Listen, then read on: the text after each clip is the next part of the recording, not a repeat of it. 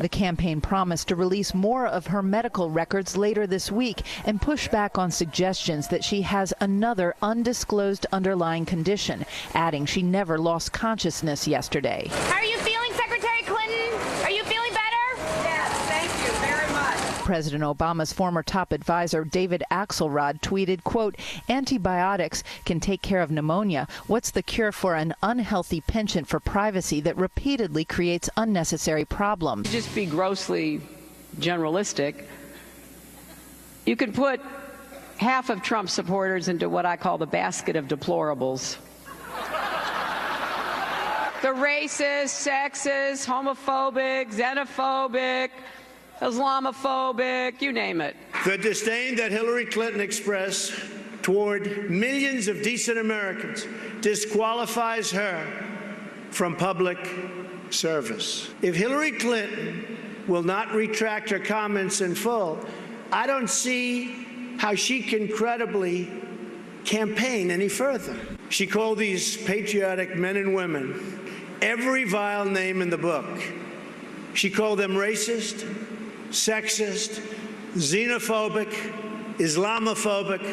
She called half of our supporters a basket of deplorables. Hillary Clinton spoke with hatred and derision for the people who make this country run. The disdain that Hillary Clinton expressed toward millions of decent Americans disqualifies her from public service. If Hillary Clinton will not retract her comments in full, I don't see how she can credibly campaign any further. Walking pneumonia is a pretty benign condition if you don't have any others, if you don't have any serious underlying disease.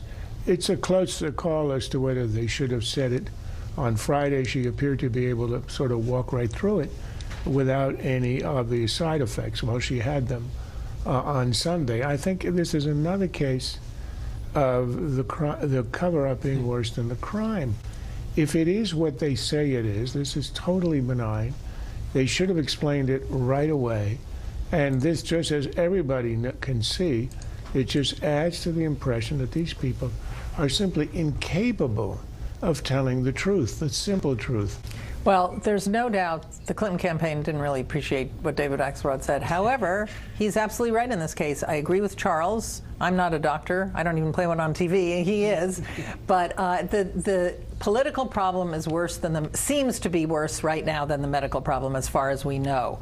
And they didn't have to do what they did. They could have just said that she had pneumonia. Instead, because she doesn't have a protective pool, that's another problem, she disappeared and caused a lot of curiosity. And then there was the video by a passersby. So that, I think, is a real problem. And the irony for the Clinton campaign is this was the month that she was going to show more of herself, be more open to voters, give an affirmative case for herself, not just give an anti-Trump message. And here we have this, which underscores her underlying problem, which is honesty and trustworthiness. All right, this piece of sound is from Cokie Roberts on NPR. This is not Ann Coulter on Breitbart. This is Cokie Roberts on NPR. It's taking her off of the campaign trail. It has them very nervously beginning to whisper about having her step aside and finding another candidate. They were on very firm ground on this line of argument up until Friday night, because Hillary Clinton violated the cardinal rule of campaigning. You can diss your opponent, diss the candidate. You can't diss voters.